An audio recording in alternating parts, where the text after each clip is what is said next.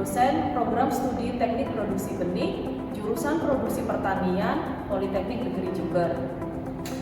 Pada kesempatan ini, saya akan menjelaskan terkait mata kuliah produksi benih tanaman serealia dengan kode mata kuliah TPB 130705. Mata kuliah ini sebelumnya bernama mata kuliah produksi benih tanaman padi dan kacang-kacangan. Satuan kredit semesternya adalah 4 SKS yang terdiri dari 2 SKS kuliah dan 2 SKS praktikum. Mata kuliah ini merupakan mata kuliah wajib yang wajib diambil oleh mahasiswa semester 3. Pada saat perkuliahan, saya menggunakan metode ceramah dan metode diskusi interaktif. Pada praktikum, nantinya dilaksanakan menggunakan metode project based learning atau metode PBL yang dilaksanakan bekerja sama dengan produsen padi Politeknik Negeri Jember, yaitu Seed Center Poliji. Capaian pembelajaran. Yang pertama adalah capaian pembelajaran program studi yang dibebankan pada mata kuliah. Yang pertama adalah S8 atau sikap yang ke-8, menunjukkan sikap bertanggung jawab atas pekerjaan di bidang keahliannya secara mandiri. Pengetahuan P1, menguasai konsep dasar genetika dan perakitan benih tanaman, prinsip dasar penakaran benih tanaman, fisiologi dan sistem hormon tanaman yang didukung dengan analisis statistik pertanian. P2, menguasai pengetahuan faktor genetik dan peranannya serta perakitan benih tanaman, teknik budidaya secara in vivo dan in vitro, fisiologi dan morfologi benih serta lingkungan tumbuh, interaksi hara dan proteksi tanaman, sertifikasi benih, penanganan panen dan pasca panen calon benih terhadap penangkaran benih bermutu tanaman. Keterampilan umum yang pertama, mampu menerapkan pemikiran logis, kritis, inovatif, bermutu dan terukur dalam melakukan pekerjaan yang spesifik di bidang keahliannya serta sesuai dengan standar kompetensi kerja bidang yang bersangkutan. KU2, mampu menunjukkan kinerja mandiri, bermutu, dan terukur. Keterampilan khusus.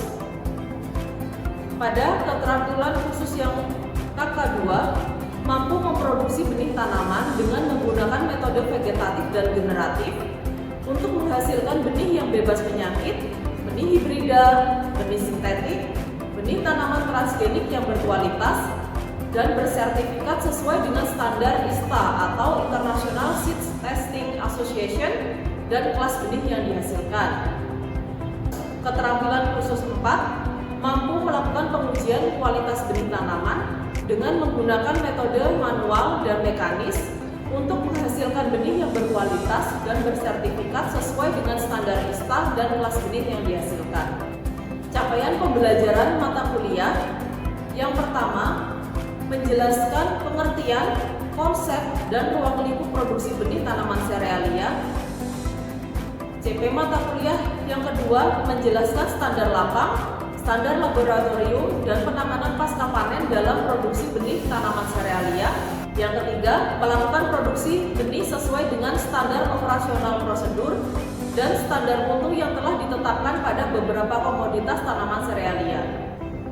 Deskripsi singkat mata kuliah. Mata kuliah produksi benih tanaman serealia membahas tentang konsep dan ruang lingkup produksi benih tanaman serealia, standar produksi benih di lapang, penanganan pasca panen, serta standar laboratorium untuk berbagai komoditas tanaman serealia. Pokok-pokok bahasan di dalam mata kuliah ini dirancang sedekat mungkin dengan realita yang akan ditemui di dunia kerja dengan menggunakan standar-standar atau teknis-teknis yang berlaku di perusahaan ini. Selain melalui perkuliahan reguler, kompetensi mata kuliah dalam ini dapat dicapai melalui kanal riset mandiri, mengajar di sekolah, magang, studi independen, atau bentuk kegiatan lain. Materi pembelajaran yang diajarkan: 1. Aspek penting dalam produksi benih tanaman. 2. produksi benih padi hibrida prapanen dan pasca panen. 3. Produksi benih padi hibrida prapanen dan pasca panen. 4. Produksi benih jagung hibrida prapanen dan pasca panen. 5. Produksi benih jagung hibrida prapanen dan pasca panen. 6. Produksi benih sorghum prapanen dan pasca panen. 7. Produksi benih gandum prapanen dan pasca panen. 8. Produksi benih barley prapanen dan pasca panen. Dan 9. Produksi benih jali prapanen dan pasca panen. Dosen pengampu mata kuliah ini terdiri dari 3 dosen. Yang pertama, Insinyur Dwi Rahmawati SPM PIPM. Yang kedua, saya sendiri Maria Aziza SPM SI. Yang ketiga, Bapak Muhammad Rosyadi Adnan SSI MSc. Terima kasih. Selamat menyaksikan video pembelajaran saya hari ini. Warahmatullahi wabarakatuh. Adik-adik sudah siap menerima materi hari ini? Ya. Oke, bagaimana kabarnya? Sehat? Ya. Oke, sebelum mulai kita berdoa dulu agar perkuliahan hari ini lancar dan ilmu yang didapatkan bermanfaat. Berdoa, silakan. Selesai. Oke, sebelum memasuki materi untuk pertemuan sekarang, pertemuan kedua. Jadi pertemuan minggu pertama itu kan kemarin sudah dengan koordinator ya, sudah dengan koordinator. Kalian membahas apa dengan koordinator? Hah? Oh, kontrak kuliah. Berarti di situ ada apa saja? Tata tertib. Terus apa? Apa biasanya di kontrak kuliah? Ya, tata tertib. Terus nilai-nilai kan, nilainya dari mana saja, ya kan? Lebih banyak apa? Kuliah atau praktikum? Praktikum, berarti 60% adalah praktikum, kuliah adalah 40%. Oke, jadi di minggu kedua ini kita akan membahas tentang produksi benih padi hibrida. Nah, produksi benih padi hibrida. Nah, mata kuliah kita ini kan produksi benih tanaman serealia. Di serealia itu ada padi, terus apa lagi? Jagung, terus sorghum, gandum. Nah, untuk pertemuan kedua ini kita akan membahas tentang produksi benih padi yang hibrida. Tahu nggak kira-kira hibrida itu apa? Ada yang tahu? Open pollination. Oke, open pollination itu ngapain? Oke, tanamannya berarti menyerbup sendiri tanpa disilangkan. Jadi hibrida itu kita memproduksi benih padinya tanpa persilangan, tanpa bantuan kita gitu. Berbeda dengan nanti yang kita produksi benih hibrida. Oke, kita mulai. Nah, saya juga akan mengingatkan kembali terkait prinsip dan tujuan produksi benih. Nah, prinsipnya itu ada 2, yaitu prinsip agronomis dan prinsip genetis. Kalau agronomis itu nanti apa sih fokusnya? Menghasilkan produksi yang maksimal dengan menekan biaya. Oke, memproduksi benih yang maksimal, berarti di sini tujuannya di apanya? Hasilnya. Jadi hasilnya harus tinggi. Dengan cara apa? Dengan cara budidaya yang baik. Gitu. Kalau prinsip genetis, berarti kalau genetis itu kira-kira apa tuh? Mutu genetik itu berarti apa? Yang di dalamnya kesesuaian dengan induknya. Terus apa? Ada lagi seragam. Jadi identitasnya sama, kemudian seragam. Nah, kan kalian memproduksi benih bermutu tuh. Mutu benih ada 4 kan? Ada 4 sudah saya sebutkan. Apa saja? Fisik, terus genetis, terus fisiologis. Satu lagi? Patologis. Kenapa padi itu lebih banyak hibrida? Hibrida itu bersaing bebas atau open pollinated, yaitu yang menyerbuk sendiri, penyerbukannya sendiri. Nah, di sini tidak ada tetua jantan, tetua betina. Jadi dalam satu tanaman itu sudah ada bunganya, sudah ada bunga jantan, bunga betina dalam satu bunga. Itu udah ada organ jantan dan betinanya. Nah, bunganya itu hermafrodit, dalam satu bunga ada 2 organ. karena sudah ada dua-duanya, kemungkinan untuk melakukan penyerbukan silang itu rendah. Jadi inbrida itu dia menyerbuk sendiri gitu. Dari sini bisa dipahami? Kalau masih bingung tanya ya, langsung tanya ya. Jadi kalau misalnya, nah di sini kenapa? Karena kalian nanti pada saat membahas itu produksi benih selalu ada produksi benih padi hibrida, ada inbrida, itu selalu ada. Jadi kalian biar tidak bingung. Jadi di awal sudah saya jelaskan lagi. Oke, selanjutnya karena kalian sudah, kita memasuki pada inti dari perkuliahan hari ini, yaitu teknik produksi benih padi hibrida. Ini adalah teknisnya. Apa saja yang perlu kalian lakukan? Nah, tahap yang pertama ini tahap persiapan, itu pendaftaran produksi benih ke BPSB. Kenapa? Kalau produksi padi bukan sebagai benih itu tidak perlu didaftarkan. Hanya kalian persiapan lahan saja sudah cukup. Persiapan lahan, persiapan benih itu cukup. Tapi kalau untuk produksi benih itu harus ada pendaftaran. Kenapa? Benihnya harus tersertifikat. Jadi ada sertifikatnya yang menyatakan bahwa benih tersebut bermutu. Tadi kan kita sudah fokuskan bahwa kita memproduksi benih itu bermutu, gitu ya. Oke, selanjutnya pendaftaran ini apa saja yang dituliskan, mulai biodatanya, apa yang mau diperiksa itu udah ada, itu sudah ada formnya. Jadi nanti tinggal diisi kemudian dikirimkan. Jadi nanti kalau sudah terdaftar, kalian jelaskan juga itu ada sejarah lahan, kemudian benih sumbernya apa, luas lahannya seberapa, kemudian data produsen, kalian mau memproduksi benih kelas apa, sehingga nanti bisa dicek untuk sumbernya itu sesuai atau tidak. Misalnya kalau mau memproduksi benih sebar, minimal kelas benihnya apa? Satu tingkat di atasnya benih sebar itu apa? Benih pokok. Ada lagi? Apakah boleh pakai benih yang di atasnya lagi? Atasnya pokok apa? Benih dasar. Boleh tidak? Boleh tidak? Boleh. Jadi boleh adik-adik. Selanjutnya, nah ini kalau sudah didaftarkan, nanti ada pemeriksaan oleh BPSB. Karena kan kalian tadi sudah input tuh dokumennya. Nah nanti akan ada penjadwalan pemeriksaan. Nah ini pemeriksaannya yang diperiksa apa? Label benihnya ya tadi, seperti yang ada di isian. Benar tidak? Jadi kalau sudah benar berarti lolos tahap pertama, pendahuluan. Oke, nah ini pengolahan lahan. Ada pengolahan lahan itu sebelum dibajak kan direndam dulu atau penggenangan dulu. Tujuannya berapa tuh? Memudahkan, ya kan? Ini sepertinya hal yang kalau kalian pikirkan, oh simpel sekali, tapi ya memang benar. Kalau tidak digenangi dulu, berarti kan sulit pada saat pembajakan, ya kan? Membajaknya sulit, jadi kemudian pembajakan itu bisa pakai beberapa jenis bajak. Jadi ada yang tipenya sikal. Kalau bajak sikal itu yang bentuknya dia besar, jadi dibalik gitu. Jadi pisaunya itu begini, kemudian nanti hasilnya terbalik.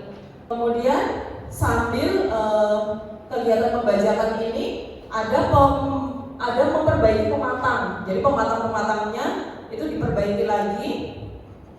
Selanjutnya pemerataan lahan. Nah ini diratakannya ada yang melakukan dengan rotari berkali-kali, mungkin 2 kali itu sudah merata, tergantung lahannya semua ya.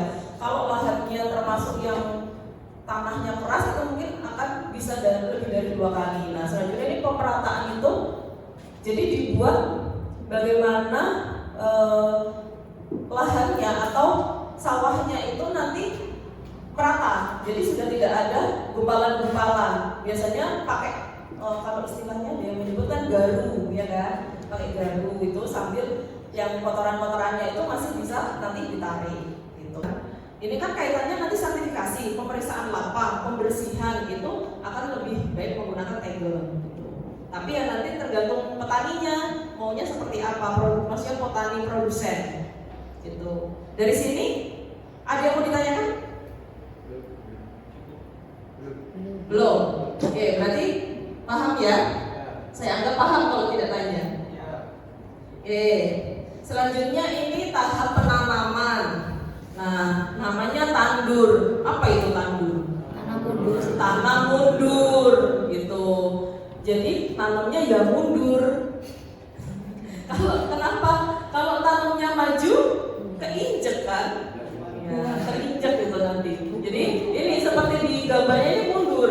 Nah, mundurnya apakah seperti ini boleh atau juga mundurnya itu ini kan dia satu baris kemudian mundur bareng-bareng, bisa juga satu orang itu tanam dalam satu petakan dia tanam sendiri, itu nggak masalah. Nah tadi untuk bibitnya satu bibit atau dua bibit atau tiga bibit per lubang itu tergantung kelas benih yang diproduksi. Nah kelas benih yang diproduksi tadi untuk benih dasar adalah satu bibit per lubang. Ada yang tahu alasannya? Iya ya. Kenapa? Oke, benih dasar mahal. Dua. Karena tingkat daya berkecambahannya itu lebih tinggi kalau misalnya benih dasar. Tingkat daya berkecambahan. Ada lagi? Masih kurang tepat? Apa? Kalau terkait kelas benih itu apa yang diinginkan?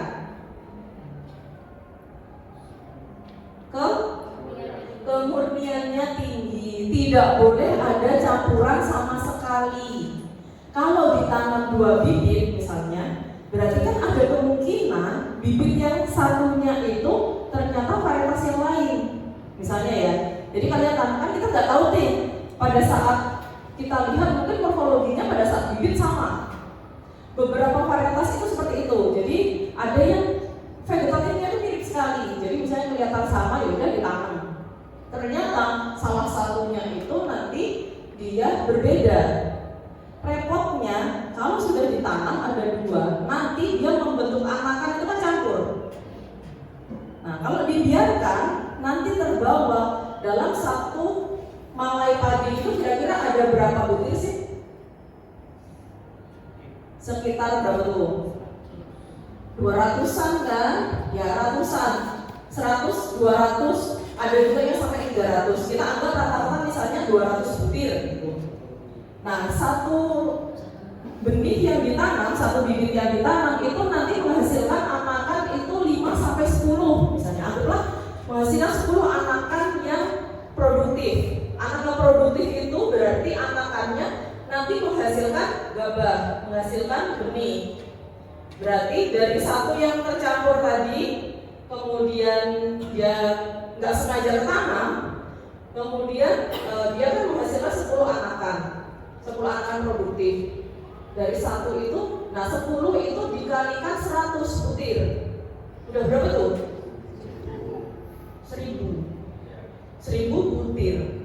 Ini dari satu proses. Kalau tercampur, nanti pada saat pengujian itu nanti dilihat kemurniannya. Kan tidak boleh tuh ada campuran. Pengujian kan acak. Nah pada saat acaknya, kalau tiba-tiba kena satu rumput tadi kena pengujian kan kita nggak tahu. Selanjutnya kita menanam, nah ini teknis tanam dengan bibit usia yang muda. Jadi bibit usia muda itu sebenarnya 14 hari itu sudah cukup tua ya, 10 sampai 14. Tapi biasanya petani beberapa itu memang senang dengan bibitnya yang sudah agak tua. Tapi ya tidak masalah, ini maksimal kita anggap maksimal adalah di 14 hari. Nah, poin terakhir tanpa dipotong. Kalian lihat kan pada saat orang nanam padi itu biasanya dipotong dulu. Nah, tapi itu ada negatifnya, Dede. Negatifnya adalah di situ nanti takut ada penularan virus atau bakteri, terutama bakteri. Bakteri itu kalau misalnya ada satu yang sudah salah satu bibit itu kena bakteri, nanti pada saat dipotong kan ada alatnya tuh. Nah, musuhnya itu terkait sebelahnya. Jadi akan satu satu bendel yang di atau satu ikat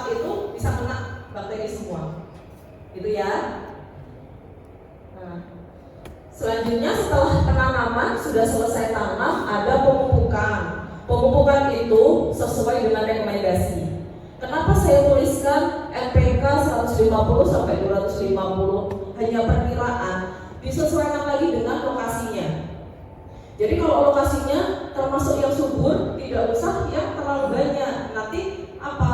Terlalu banyak residunya, jadi tidak termanfaatkan. Kalau yang lahannya sangat disipara bisa sampai dimaksimalkan. Kemudian kesuburan, selain kesuburan juga biasanya tergantung juga dengan ini kemasaman lahannya, itu juga biasanya berpengaruh. Nah, caranya gimana? Biasanya itu ditabur, tapi kalau untuk pupuk-pupuk yang bentuknya tablet itu boleh dibenamkan di antara rumput gitu. Tapi jarang, kenapa? Karena terlalu lama. Kalau terlalu lama apa yang rugi? Tenaga kerja, maksudnya ke biaya gitu ya. Jadi produksi benih itu harus mengoptimalkan biayanya. Jadi kalau bisa biayanya rendah, keuntungannya tinggi. Kenapa? Karena ini usaha kan. Nah, itu juga menjadi salah satu hal yang kita pertimbangkan. Oke. Selanjutnya adalah pengairan. Nah, lahan. Nah, ini sarannya adalah lahan tidak tergenang terus-menerus. Jadi digenangi itu cukup tergenang sekali, kemudian dikurangi airnya sampai dia cukup lumpurnya, kemudian dikeringkan, dibiarkan sampai kering. Itu ya. Jadi kenapa ada metode yang sangat sekarang digunakan itu apa istilahnya, lahannya cukup macak-macak ya, tidak digenangi terus-menerus. Tuh. Selanjutnya pemeliharaannya adalah yang penting, ini saya tuliskan ada 3. Yang pertama hawar daun bakteri. Kenapa hawar daun bakteri penting? Kira-kira kenapa tuh? Mudah menular. Ya, bakteri itu mudah menular. Misalnya ada gesekan antar tanaman, antar daun. Nah, bakteri itu kan bentuk selnya itu kan seperti lendir. Kalau bergesekan, ada yang satu sakit, kemudian satunya sehat, itu nanti akan kenai. Gitu. Jadi dan cepat sekali penyebarannya, gitu ya. Selanjutnya virus. Nah, ini virus lumroh ini kaitannya dengan tadi wereng. Kalau tidak ada werengnya, ya insya Allah tidak ada, kecuali dia sudah ada dari dalam benihnya. Nah, virus ini berbahaya. Nah, hawar daun bakteri dan virus lumroh dan penyakit blast ini adalah penyakit yang tular benih. Maksudnya tular benih berarti dia nanti akan terbawa di sel benihnya, bisa ditanam pada saat penanaman berikutnya dia sudah ada membawa penyakit. Gitu ya. Kalau penyakit blast ini penyebabnya apa? Kira-kira ada yang tahu? Cendawan atau bakteri atau virus? Cendawan atau jamur. Jadi dia itu berbahaya kalau menyerang pada bagian leher malai. Jadi malai itu begini. Nah, ini di lehernya ini dia menyerang, itu nanti kan akhirnya pengisian buahnya tidak bisa. Akhirnya dia kosong. Ya, dampaknya kosong. Biasanya itu mereka ada yang di daun-daun, tapi ini terutama bahaya kalau dia sebutannya kalau orang-orang petani itu menyebutnya sebagai patah leher. Jadi lehernya patah karena nanti tidak ada pengisian. Paham ya? Oke, paham. Kalau nggak paham, ditanyakan.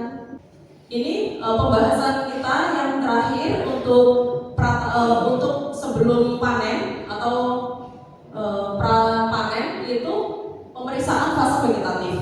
Nah, tadi kan kita sudah melakukan kegiatan-kegiatan. Tadi kan kita mendaftarkan ke BPSD. Itu nanti ada pemeriksaan fase vegetatifnya. Apa saja yang diperiksa? Pertama warna daun, kemudian halus kasarnya daun. Nah, dilihatnya dari mana? Dipegang melawan arah. Jadi kalau daun dari pangkal ke ujung itu kita balik dari ujung ke pangkal. Nah, itu sesuai deskripsinya itu ada adik-adik. daunnya halus, daunnya kasar. Itu melihatnya seperti itu. Warna batang ini kita lihat apakah ada warna mungkin dia sangat hijau, tidak seperti yang lain. Nah, kalau kita curiga sebaiknya dicabut saja. Kemudian keserompakan tanaman. Keserompakan itu kita lihat misalnya kita melihat satu hamparan ini, ada satu dia yang tinggi melebihi yang lain, harus kita cabut. Karena sudah jelas dia itu berbeda dengan yang lain. Kemudian ada metodenya. Nah, untuk pemeriksaan ini sebaiknya dilakukan pada pagi hari agar tidak silau. Kok alasannya remeh sekali? Tidak, adik-adik.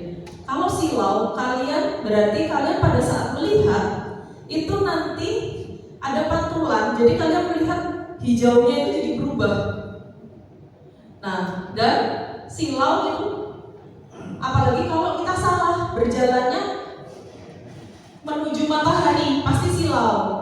Makanya berjalannya harus membelakangi matahari. Jadi ini nanti kita akan pelajari pada saat praktikum. Ini adalah teorinya, Adik. Nanti pada saat praktikum kalian akan melaksanakan bagaimana kalian memeriksa, bagaimana kalian menanam, terutama pada saat pemeriksaan. Kalian bisa mengamati petugas pemeriksaan lapang itu seperti apa melakukannya, gitu ya. Dari sini ada yang mau bertanya? Saya. Ya. Itu yang di fase penanaman. Iya. Dari kelas benihnya, kelas benihnya ada tanam 1, 2, 3. Iya. Kalau kita sudah tanam 1, Iya. di situ tumbuhnya 2, itu apa yang dilakukan? Ya sebaiknya kita cabut karena kita ragu. Karena bisa jadi kita kan kalau benih dasar kan kita tanam benar-benar 1. Kalau harusnya itu 1, pemeriksaannya makanya harusnya masih awal pada saat belum membentuk anakan. Nah ini kemudian bisa dilihat juga kalau ada yang tumbuh tidak di jalurnya. Nah itu kemungkinan besar itu juga campuran. Nah itu harus dicabut. Jadi kalau benihnya benih dasar, sebaiknya kita lebih banyak curiganya. Jadi kita anggap tidak sesuai, kita cabut. Gitu. Ada lagi yang mau tanya? Kalau sudah cukup, kita ulas lagi tadi produksi benih, tahapannya sebelum melakukan tanam apa saja? Persiapannya meliputi